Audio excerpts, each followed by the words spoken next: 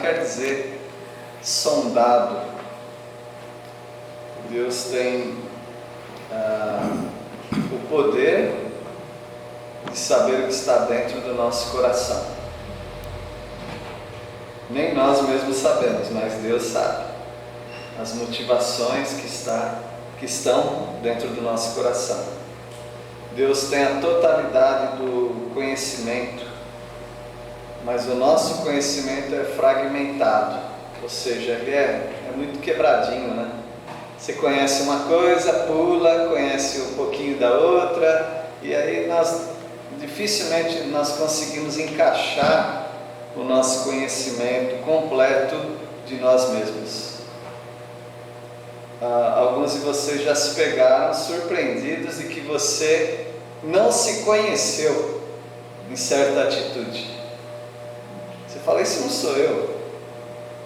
É porque nós não temos o conhecimento completo e da capacidade que nós temos, tanto para fazer o bem pela graça e poder do Senhor Jesus Cristo e do Espírito Santo, quanto também para fazer o mal, por causa da natureza pecaminosa que há dentro de nós. Então, esse é o nosso tema de número 38 do livro de Provérbios. Vamos estudar sobre o coração esquadrinhado pelo Senhor. O salmista disse: sonda-me, ó Deus, e conheces o meu coração. Vê se há em mim algum caminho mau e guia-me pelo caminho da justiça. Então nós nunca podemos sondar o nosso coração, mas nós podemos pedir para que Deus sonde o nosso coração. Ninguém conhece as coisas do Espírito senão o Espírito de Deus, diz em 1 Coríntios capítulo 2. Deus é quem conhece o que está lá dentro. No entanto, nós vamos estudar algumas coisas só para ver como é difícil nós nos conhecermos e como nós dependemos do Senhor para revelar aquilo que está no nosso coração, se for necessário, ou até pular essa etapa de revelar para nós e já nos transformar, porque nós somos transformados segundo a imagem do Senhor Jesus Cristo. Paulo também fala em 2 Coríntios, somos transformados de glória em glória. Então, assim como eu não conheço o que há dentro de mim quanto às coisas ruins, eu também nem sei tudo, completamente, o que há dentro de mim que é bom, por causa do Espírito Santo que habita em mim. Há mistérios inatingíveis aos homens, mas Deus, Ele conhece tudo. Vamos ler capítulo 15, versículo 11. Alguém pode ler? 15, 11. A morte e a destruição nada esconde do Senhor, quanto mais o coração humano. Deus conhece o que tem no abismo, no inferno, na morte, além vida. Tudo está descoberto perante o Senhor. Se Ele conhece essas coisas, quanto mais o coração dos filhos dos homens. Deus conhece completamente o que tem dentro de você. Alguns mistérios são muito grandes para nós. Por exemplo, os detalhes da criação. Nós acreditamos, nós cremos nos 3 primeiros capítulos de Gênesis. Nós cremos que é assim, que Deus fez todas as coisas do nada. Não precisou de uma força cósmica, não precisou de uma energia, porque não havia energia, não havia absolutamente nada. Deus fez todas as coisas do nada, mas nós não sabemos exatamente como foi. Por exemplo, a Bíblia diz: no princípio criou Deus os céus e a terra, e a terra era sem forma e vazia, e as águas pairavam sobre a terra. Mas espera aí, Ele não falou como que Ele criou a água. Os céus e a terra Ele criou, mas a água Ele não fala como. Parece que ela já estava ali quando Ele criou a terra. Depois ele fez a separação. Nós não sabemos. Nós não sabemos exatamente se ele fez, por exemplo, os dinossauros. Já viu, Dona Maura, seu Wilson, os dinossauros em televisão, essas coisas? Aqueles bichos enormes assim? É um horror. Nós não sabemos. Por exemplo, eles colocam nos filmes, documentários, que existiu aquilo. Sim, tem ossos de animais grandes daquele jeito, mas não tem a pele deles como era. No entanto, eles têm a pele, eles têm o formato direitinho. Então, os homens eles vão criando uma imagem de como deveria ser. Mas alguns crentes nem acreditam que existiram dinossauros. Eu acredito que existiram. Mas são detalhes, nós não sabemos.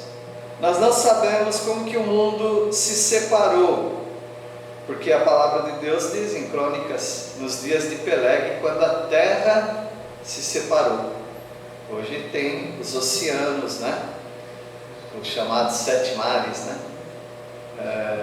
Mas na verdade são menos, né? São quantos? 3 mares? Ou 4? Fala aí, Jonas, você que sabe tudo aí. 5 oceanos? 5 oceanos, obrigado. Mas nós não sabemos os detalhes.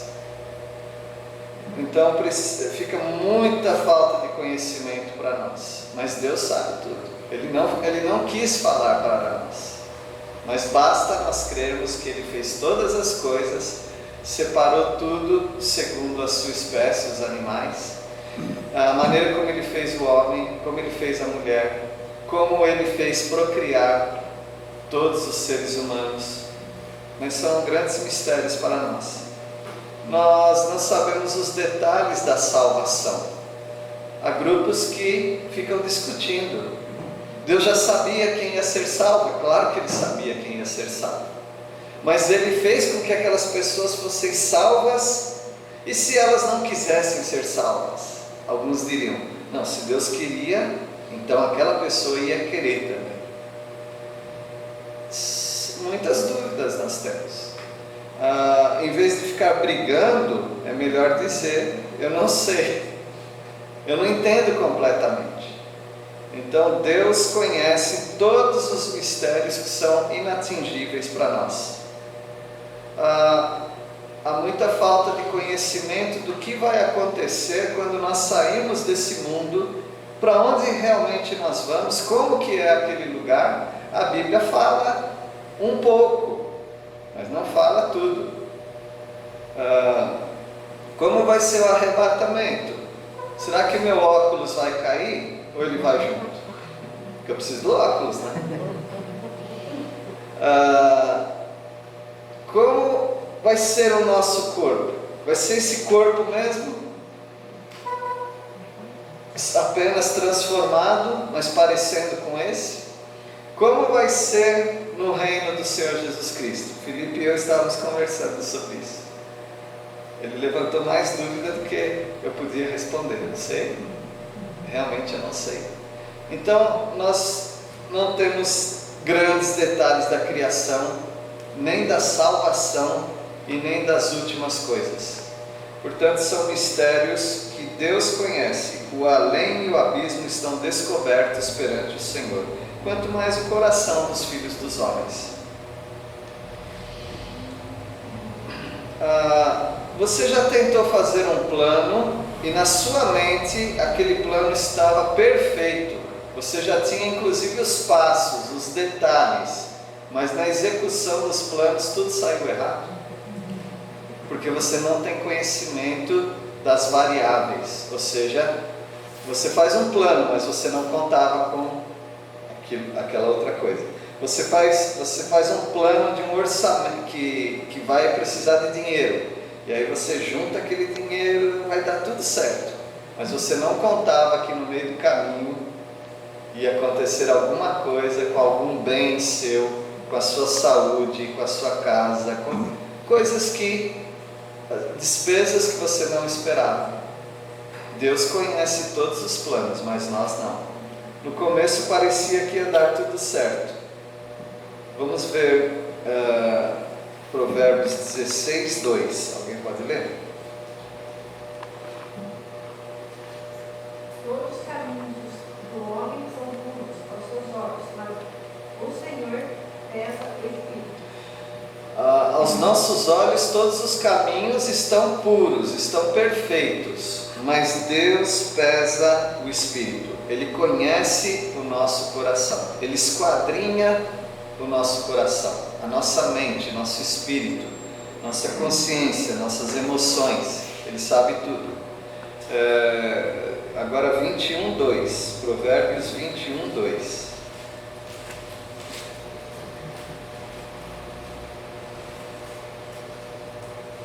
Todo caminho do homem é os seus próprios olhos.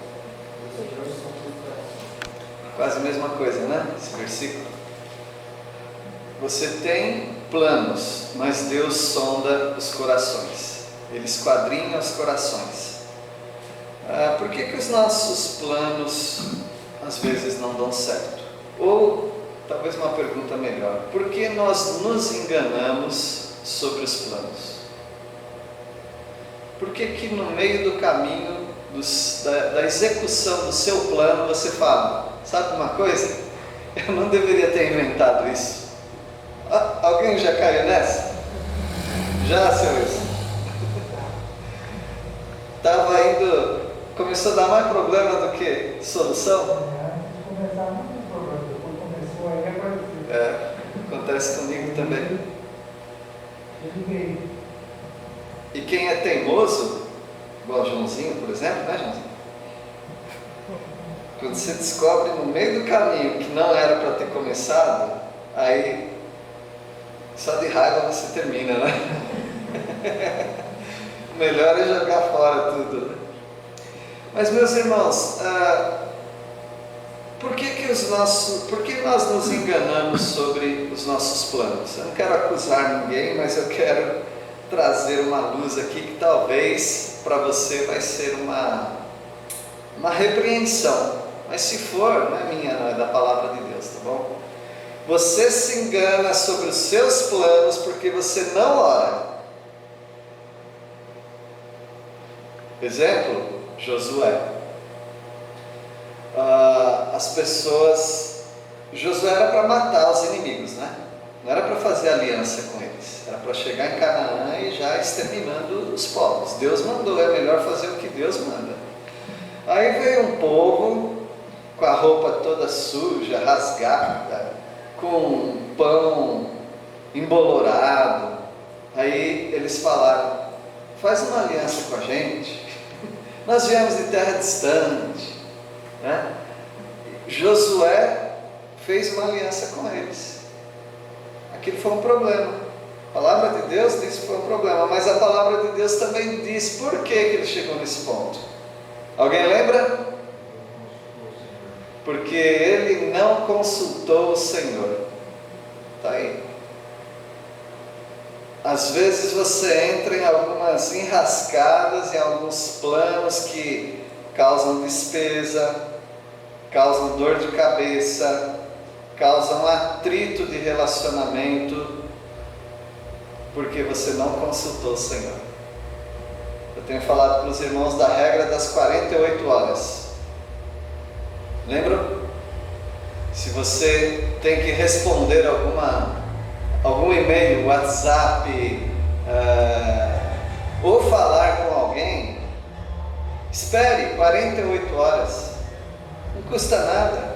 48 horas são, eu estava fazendo as contas aqui, 2 dias completos. Não, tem que ser agora. Não precisa ser agora. Você pode orar. Nós tivemos uma experiência esses dias, minha esposa e eu, né? Alguma coisa, a gente achava que alguém estava passando a perna na gente.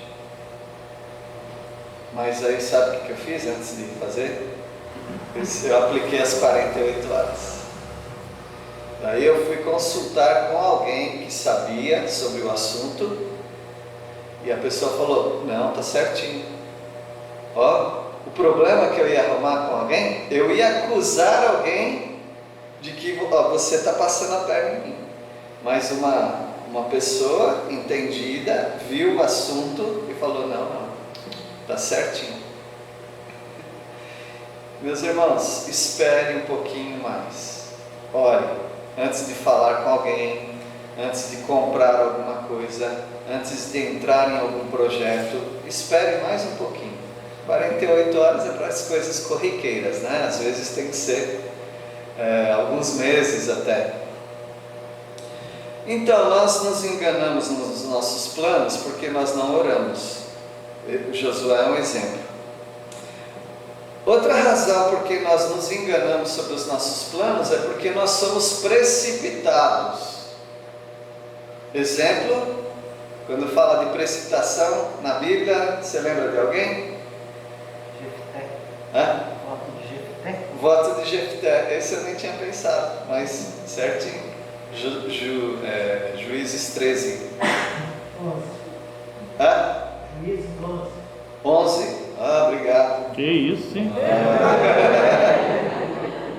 Como alguém disse, na sua igreja não dá para competir, né? Não dá para competir, né? Não dá para pregar, né? Se você errar alguma coisa, o pessoal sabe. Obrigado. Juízes 11. Abraão com Agar, que foi uma precipitação, não deu certo, deu um problema, problema de relacionamento, problema futuro, o problema é que até hoje ele existe, por causa daquela precipitação de Abraão. E também os nossos planos, nós nos enganamos sobre os nossos planos porque nós somos egoístas. Sim, como? Vamos ler Tiago 4, eu acho que é o versículo 2. Às vezes você tem algum plano e você não se dá bem com aquele plano. Por quê? Porque você não estava considerando outras pessoas no seu plano. Tiago 4, versículo 3. Porque tem gente que ora, mas mesmo assim não dá certo. Por quê? Versículo 3. Tiago 4, 3. Pedis e não recebeis, porque pedis mal, para esbanjar-vos em vossos prazeres. Esse problema não é de orar, porque essa pessoa está orando, mas não está recebendo, porque está enganada nos seus planos. Ela quer uma coisa, mas ela está pensando só nela, não está pensando nos demais. Tudo que você vai fazer, e às vezes até coisas que você vai comprar, um projeto que você vai entrar, você tem que pensar: isso aqui vai beneficiar a mim? Tudo bem, eu sei disso, mas vai beneficiar as pessoas que estão ao meu redor? Isso você deve levar em consideração. Por isso nós nos enganamos sobre os nossos planos, mas Deus conhece os nossos corações. Ore, não seja precipitado e pense nos outros. Deus tem como descobrir os nossos segredos. Vamos ler Provérbios 17, 3. Ele tem como descobrir os segredos do nosso coração. 17, 3. O ouro e a prata são provados pelo fogo, mas é o Deus eterno que mostra que as pessoas realmente são. O ouro e a prata. Eu li que para o ouro tirar as impurezas, porque ele é um mineral importante, é um mineral de grande valor, mas ele vem num estado bruto lá do rio, né? Dos lugares de onde eles tiram, no garimpo. Não dá para usar daquele jeito. Então eles precisam derreter aquilo para separar o verdadeiro mineral das impurezas. E precisa de 1064 graus para fazer isso. Para você fazer um chazinho, você precisa de 100 graus. Você precisa... no seu fogão não dá para fazer isso. ter que ser em alguma, como chama? Que forja, né? O fogo de Deus também vai provar o seu coração. Não é qualquer pessoa que pode, com uma conversa com você, descobrir o que está no seu coração. Para separar as coisas dentro do seu coração, precisa de um fogo muito mais apurado. E assim como precisa de um fogo intenso para provar a prata, o ouro, para provar o seu coração, para saber o que tem lá dentro, tem que vir um fogo divino. E Deus fez isso com o povo de Israel. A palavra de Deus diz em Deuteronômio, eu acho que é o capítulo 8, o seu Zé de Paula vai me ajudar, hein? Que Deus colocou o povo no deserto para provar, para saber o que havia no coração. E sempre que a gente lê esse versículo, a impressão é Deus não sabia o que tinha no coração deles, por isso Ele os provou. Não, nada disso. Para que eles soubessem o que tinha no coração deles. Deus precisa te colocar em prova para você saber o que está dentro do seu coração. Você pensa que é a pessoa mais calma do mundo. Aí Deus coloca uma situação muito irritante. Aí explode um monstro dentro de você que você não conhecia. Então Deus prova os nossos corações. Eu acho que é Deuteronômio 8. 2, capítulo 8, a partir do versículo 2. Pode ler esse versículo específico aí que eu falei? Lembre-se de como o Senhor, seu Deus, os guiou pelo deserto esses 40 anos, humilhando-os e pondo à prova seu caráter, para ver se vocês obedeceriam ou não aos seus mandamentos. Isso. Não é para Deus ver, é para eles verem se eles obedeceriam ou não. Então, meus irmãos, Deus descobre os segredos do nosso coração através da prova. Como que Deus mostra para nós algo a respeito do nosso coração? Bom, primeiro pela palavra. Às vezes você não precisa entrar no sofrimento, você lê a palavra, e a palavra de Deus já diz o que está no seu coração, e você só aceita aquilo. Pelos irmãos, às vezes algum irmão tem que falar para mim, olha, você é meio arrogante. Eu não achava, mas alguém falou. E para completar, Deus levanta outro, porque o primeiro eu retruco, né? Aí Deus levanta outro. Mas acho que estão enganados ainda. Aí Deus levanta um terceiro.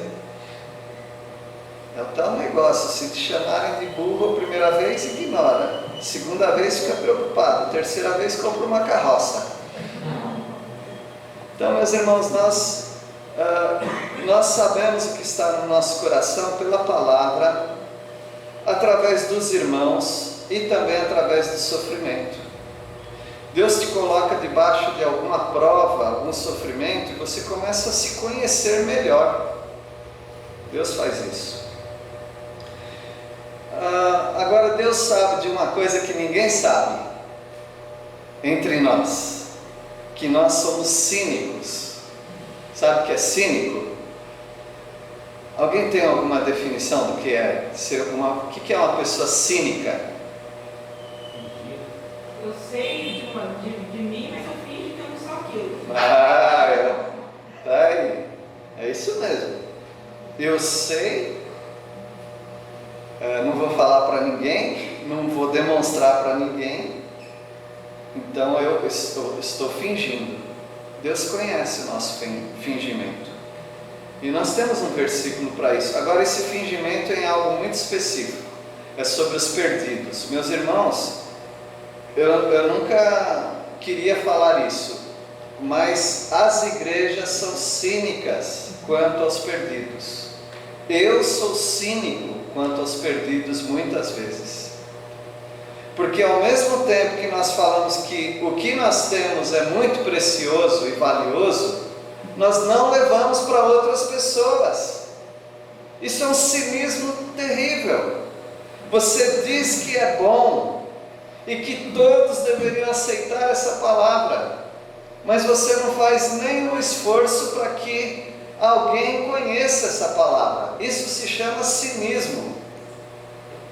E as igrejas têm muito cinismo, porque nós cantamos, nós pregamos, nós oramos até, e nós falamos dos perdidos, mas às vezes lá no nosso coração nós não derramamos uma lágrima por nenhum perdido.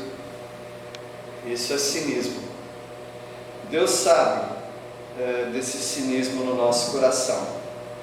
24:12, Provérbios 24:12, vai ser nosso último ponto aqui no nosso estudo. 24:12, vamos ler o 11 também, né? Salva os que cambaleiam indo para serem mortos. Olha, não é uma oração para Deus, é o contrário. Deus, através da palavra, te dando uma ordem. O que você tem que fazer? Livrar aqueles que estão indo para a morte, em situação de risco. Poderia ser aqui na terra também, alguma situação de risco aqui na terra, mas pensando na eternidade, o mundo inteiro, quem não é crente em Cristo Jesus, está sendo levado para a morte, concordam? Então você tem que livrá-los, você tem que salvar essas pessoas que estão cambaleando e indo para serem mortos, ou no nosso linguajar evangelístico, estão indo para onde? Inferno. Para o inferno. Não tem outro lugar para elas irem, é para o inferno, para a condenação, e às vezes é um parente querido seu, e se você nunca testemunha do amor de Deus para ele, você está sendo cínico, mas Deus conhece o nosso coração. A Dudinha sempre pede oração. Qual o motivo de oração dela, que ela sempre faz nessa igreja? Pelos pais. Ela sempre pede oração. E ela é um desafio para mim, porque essa criança está orando especificamente, ela não fala para Deus abençoar meu pai e minha mãe, não, para eles se converterem. Eu acredito que ela já entende o que significa isso, para eles aceitarem a palavra de Deus e a salvação. Versículo 12, veja, se nós fingirmos por tanto tempo assim, alguém fica sabendo. Versículo 12, alguém pode ler? Se disseres, não o soubemos, não o perceberá aquele que pesa os corações? Não saberá aquele que atenta para a tua alma? E não pagará ele ao homem segundo as suas obras? Um versículo poderoso, né? E de denúncia também. Se você ficar nessa de que estou nem aí com eles, né? Porque você não fala isso para ninguém, mas às vezes no coração estou nem aí para eles. Olha, você acha que Deus não vai saber? Ele que pesa os corações? Que você está sendo cínico quanto aos perdidos? Aquele que atenta para a sua alma, não para a tua, mas para a sua. Ou seja, Deus que conhece a alma desse que está vai ser morto. Deus que atenta para a alma dos perdidos, Ele não vai saber disso? E Ele não vai dar a recompensa para esses? Tanto para o perdido, a recompensa é o lago de fogo. E eu acredito que para nós, que se formos cínicos, tem uma recompensa também no tribunal de Cristo. Portanto, meus irmãos, vamos buscar o Senhor para desfazer esse cinismo que às vezes nós temos. E eu vou mostrar um pouquinho, assim, rapidamente, como que acontece esse cinismo na prática, inclusive com pastores no púlpito. Dizer que os perdidos lá no meio das selvas, no deserto, no meio do gelo, né? Esses aí que quase ninguém tem acesso a eles não estão perdidos, porque quando Jesus vier, vai dar um jeito. de salvá-los, porque eles nunca ouviram do Evangelho, então eles não são perdidos. Da parte de um membro de igreja, muitas vezes, se a igreja não tem ensino, a gente diz é ignorância, mas da parte de um pastor que fala isso, é heresia. Eles estão perdidos e esse pastor tem que falar para a igreja que eles estão perdidos. Então, esse é um cinismo. Ignorar, ou seja, não ignorar, mas negar que eles estão perdidos. Se você nega que eles estão perdidos, você está dizendo que Deus é mentiroso, porque a palavra de Deus diz, porque todos pecaram. Todos inclui o esquimó na Mongólia, os beduínos no deserto, os indígenas nas selvas, o nativo lá na África, todos esses aí, todos pecaram. O salário do pecado é a morte, mas o dom gratuito, como é esse versículo? Obrigado, deu um branco. Eles estão morrendo? Sem dúvida. Se eles estão morrendo, é porque eles são pecadores. Porque o salário do pecado é o quê? A morte. Então eles precisam ser alcançados com o Evangelho. Então é um cinismo dizer que eles não precisam de salvação. É um cinismo não orar pelos missionários que estão indo para alcançar esses povos. E é um cinismo não orar pelos perdidos também, porque é como se não fosse realmente um grande problema. Você tem que orar por eles, você tem que dizer que realmente estão perdidos e dizer que, por exemplo, um missionário não precisa de tanto sustento. Isso é um cinismo. O missionário come, você come, então você sabe quanto que você precisa para trazer comida para a mesa. O missionário também. Você usa combustível no carro? Ele também usa. Às vezes em barco é muito mais caro. Você usa passagem de avião, ou de ônibus, de avião também. Eles também. Então, tudo que você precisa, os missionários precisam, e às vezes muito mais do que nós. É um cinismo achar que missionário vive com pouco, que missionário não precisa tanto. É mais fácil você falar assim: eu não tenho condições de dar tudo que um missionário precisa. A igreja onde eu estou não consegue sustentar integralmente um missionário. Fala isso para Deus. Quem sabe Deus começa a te dar mais para você distribuir um pouco para missionários. Mas simplesmente ignorar ou ridicularizar, dizer que eles não precisam, eles precisam sim. Então, meus irmãos, livros que estão sendo levados para a morte, se você disser, não sabia, Deus sabe a intenção do seu coração. Portanto, vamos ser mais corretos diante de Deus, pela graça do Senhor e a atuação do Espírito Santo nas nossas vidas. Então, hoje nós aprendemos que Deus esquadrinha os corações. Não adianta esconder, Deus conhece. Deus atinge o homem. Que Deus abençoe os irmãos, não se sintam ofendidos. A palavra de Deus que nos exorta, e vamos pedir a misericórdia dele. Vamos orar? Senhor, agradecemos porque o Senhor conhece o mais profundo do nosso coração, conhece as nossas necessidades, nossas motivações. O Senhor sabe, ó Deus, se aquilo que estamos falando realmente nós cremos, e aquilo que nós dizemos crer, se nós estamos fazendo algo para que aquilo aconteça, para sermos obedientes ao Senhor. Pedimos a Deus as Tuas misericórdias, porque todos nós somos muito falhos em muitas áreas, mas confiamos, ó Pai, que o Senhor vai nos aperfeiçoar em Cristo Jesus, para a glória do Senhor. Obrigado, Deus, pela atuação do Teu Santo Espírito na vida do Teu povo. E nós oramos agradecidos ao Senhor em nome de Jesus. Amém.